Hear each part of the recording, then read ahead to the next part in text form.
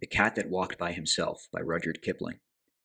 Hear and attend and listen, for this befell and behappened and became and was, O my best beloved, when the tame animals were wild. The dog was wild, and the horse was wild, and the cow was wild, and the sheep was wild, and the pig was wild as wild could be, and they walked in the wet wild woods by their wild lones. But the wildest of all the wild animals was the cat. He walked by himself, and all places were alike to him. Of course the man was wild, too. He was dreadfully wild. He didn't even begin to be tame till he met the woman, and she told him that she did not like living in his wild ways. She picked out a nice dry cave instead of a heap of wet leaves to lie down in, and she strewed clean sand on the floor, and she lit a nice fire of wood at the back of the cave, and she hung a dried wild horse skin, tail down, across the opening of the cave, and she said, "Wipe your feet, dear, when you come in, and now we'll keep house." That night, best beloved, they ate wild sheep roasted on the hot stoves, and flavored with gentle garlic and wild pepper, and wild duck stuffed with wild rice and wild fenugreek and wild coriander, and marrow bones of wild oxen, and wild cherries, and wild grenadillas. Then the man went to sleep in front of the fire, ever so happy, but the woman sat up, combing her hair. She took the bone of the shoulder of mutton, the big fat blade bone, and she looked at the wonderful marks on it, and she threw more wood on the fire, and she made a magic. She made the first singing magic in the world. Out in the wet wild woods, all the wild animals gathered together, where they could see the light of the fire a long way off, and they wondered what it meant. Then Wild Horse stamped with his wild foot and said, "O my friends, and O my enemies, why have the man and the woman made that great light in that great cave, and what harm will it do us?"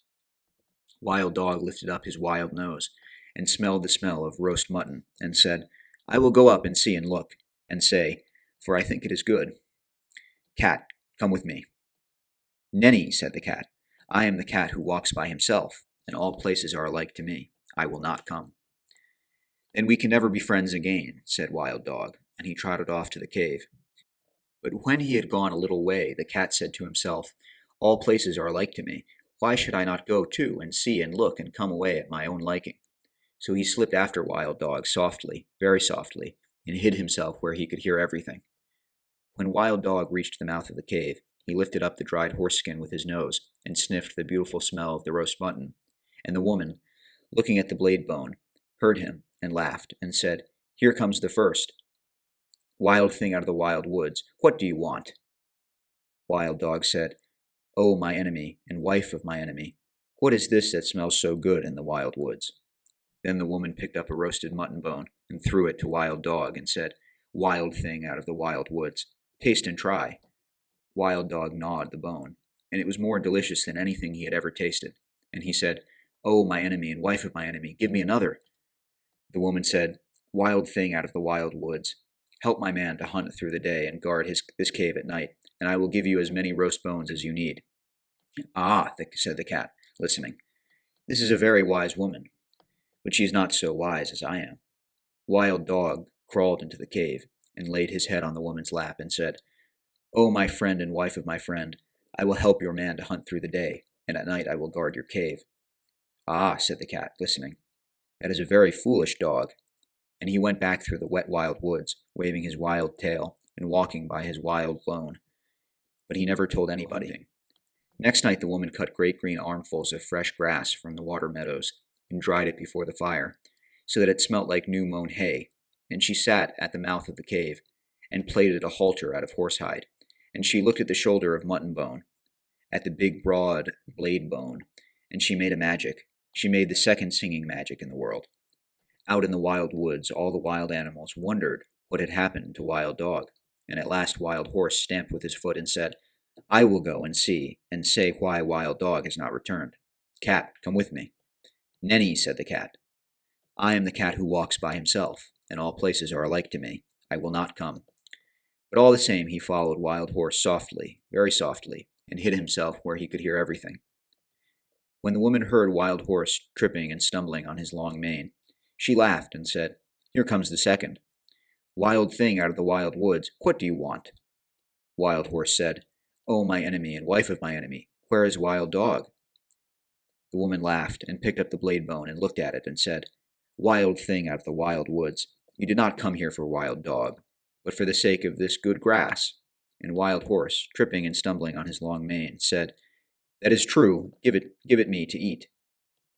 The woman said, Wild thing out of the wild woods, bend your wild head, and wear what I give you, and you shall eat the wonderful grass 3 times a day.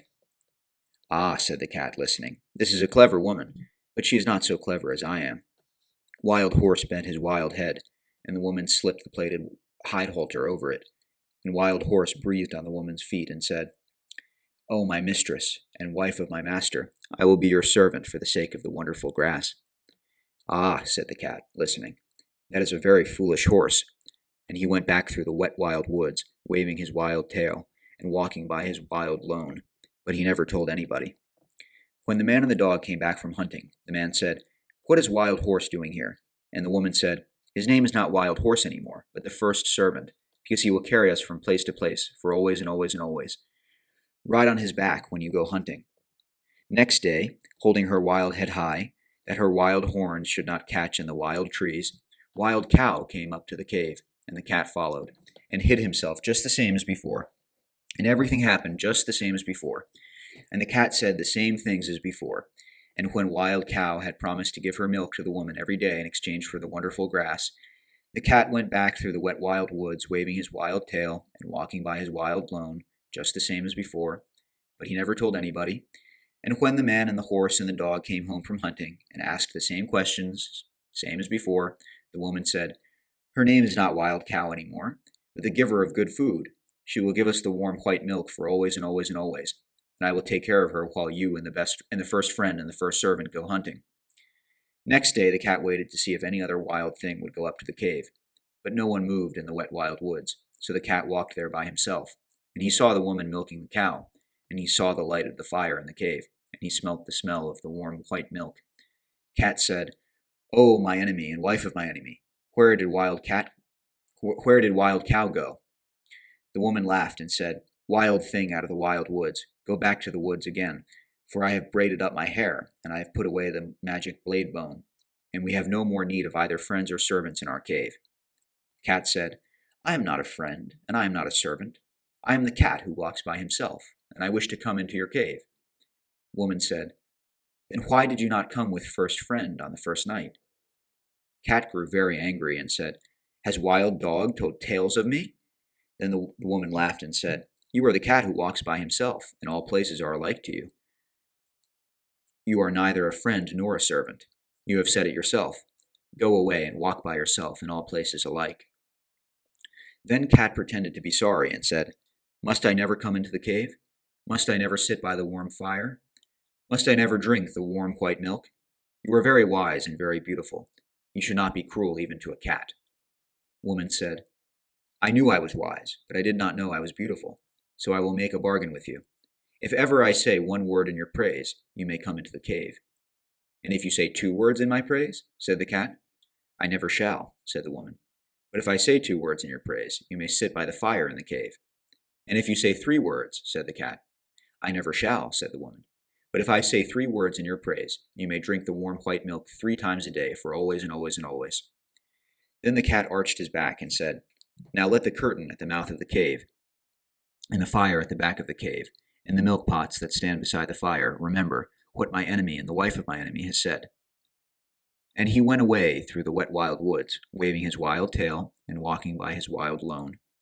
That night, when the man and the horse and the dog came home from hunting, the woman did not tell them of the bargain that she had made with the cat, because she was afraid that they might not like it. Cat went far and far away, and hid himself in the wet wild woods by his wild lone for a long time, till the woman forgot all about him. Only the bat, the little upside-down bat that hung inside the cave, knew where Cat hid. And every evening Bat would fly to Cat with news of what was happening. One evening Bat said, There is a baby in the cave. He is new and pink and fat and small, and the woman is very fond of him. Ah, said the cat, listening, but what is the baby fond of? He is fond of things that are soft and tickle, said the bat. He is fond of warm things to hold in his arms when he goes to sleep. He is fond of being played with. He is fond of all these things. Ah, said the cat, listening, then my time has come. Next night Cat walked through the wet wild woods and hid very near the cave till morning time, and man and dog and horse went hunting. The woman was busy cooking that morning, and the baby cried and interrupted. So she carried him outside the cave and gave him a handful of pebbles to play with. But still the baby cried. Then the cat put out his patty paw and patted the baby on the cheek, and it cooed. And the cat rubbed against its fat knees and tickled it under its fat chin with its tail. And the baby laughed, and the woman heard him and smiled. Then the bat, the little upside-down bat that hung in the mouth of the cave, said, "O my hostess and wife of my host, and mother of my host's son, a wild thing from the wild woods is most beautifully playing with your baby." "A blessing on that wild thing, whoever he may be," said the woman, straightening her back, "for I was a busy woman this morning, and he has done me a service." That very minute and second, best beloved, the dried horse-skin curtain that was stretched tail down at the mouth of the cave fell down again, whoosh, because it remembered the bargain she had made with the cat. And when the woman went to pick it up, lo and behold, the cat was sitting quite comfy inside the cave. "O my enemy and wife of my enemy and mother of my enemy," said the cat, "it is I, for you have spoken a word in my praise, and now I can sit within the cave for always and always and always. But still I am the cat who walks by himself, and all places are alike to me."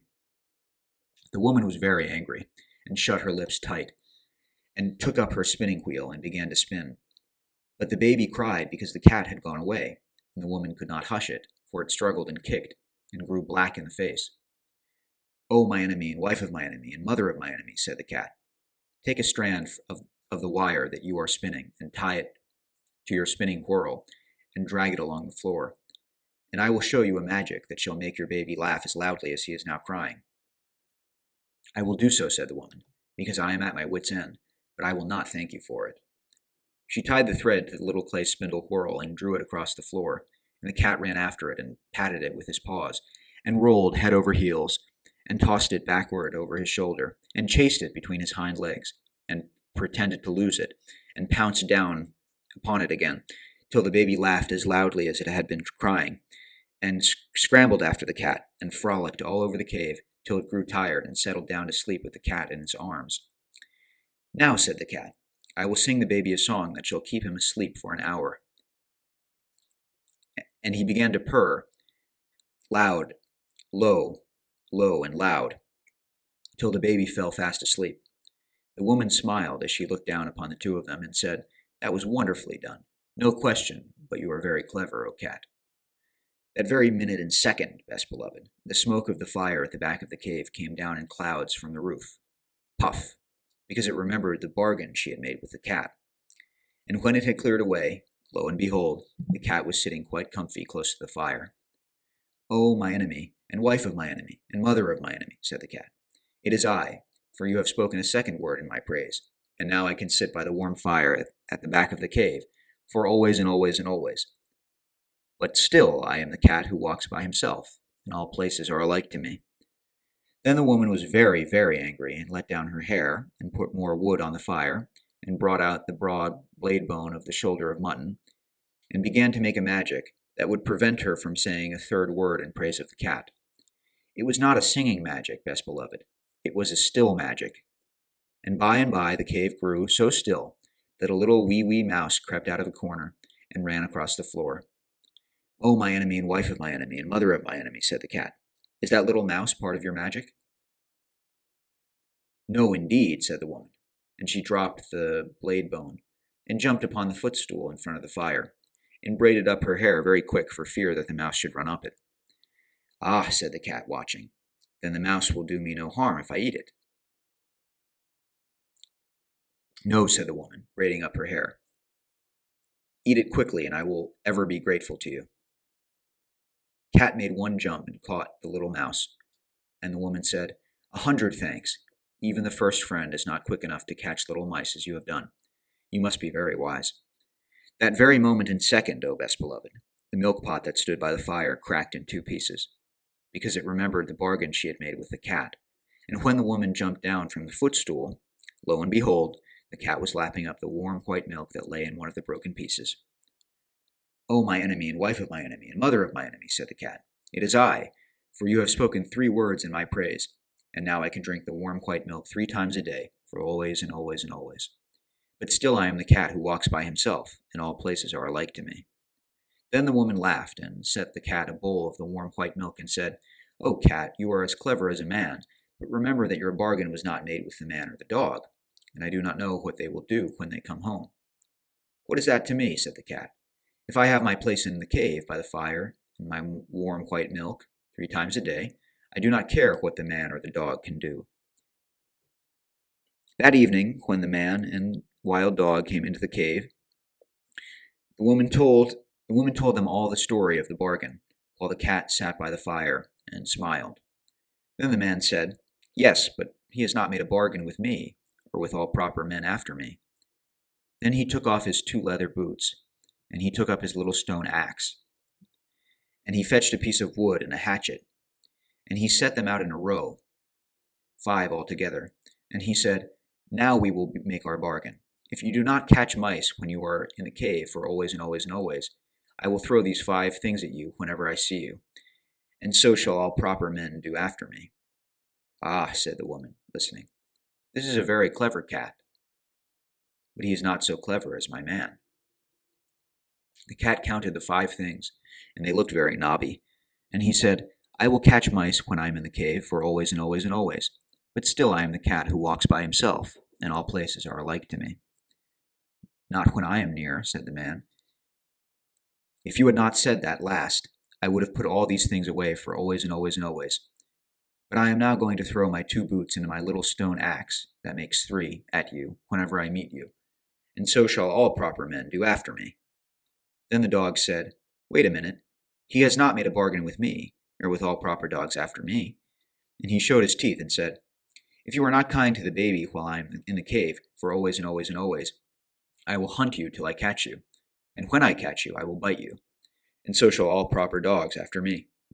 "Ah," said the woman, listening, "this is a very clever cat, but he is not so clever as the wild dog." Cat counted the dog's teeth, and they looked very pointed, and he said, "I will be kind to the baby while I am in the cave, as long as he does not pull my tail too hard, for always and always and always. But still I am the cat that walks by himself, and all places are alike to me." "Not when I am near," said the dog. "If you had not said that last, I would have shut my mouth for always and always and always. But now I am going to hunt you up a tree whenever I meet you, and so shall all proper dogs do after me." Then the man threw his 2 boots and his little stone axe, that makes 3, at the cat, and the cat ran out of the cave, and the dog chased him up a tree. And from that day to this, best beloved, 3 proper men out of 5 will always throw things at a cat whenever they meet him, and all proper dogs will chase him up a tree. But the cat keeps his side of the bargain as well. He will kill more mice, and he will be kind to babies when he is in the house, just as long as they do not pull his tail too hard. But when he has done that, in between times, and when the moon gets up and night comes, he is the cat that walks by himself, and all places are alike to him. Then he goes out to the wet wild woods, or up the wet wild trees, or on the wet wild roofs, waving his wild tail and walking by his wild lone.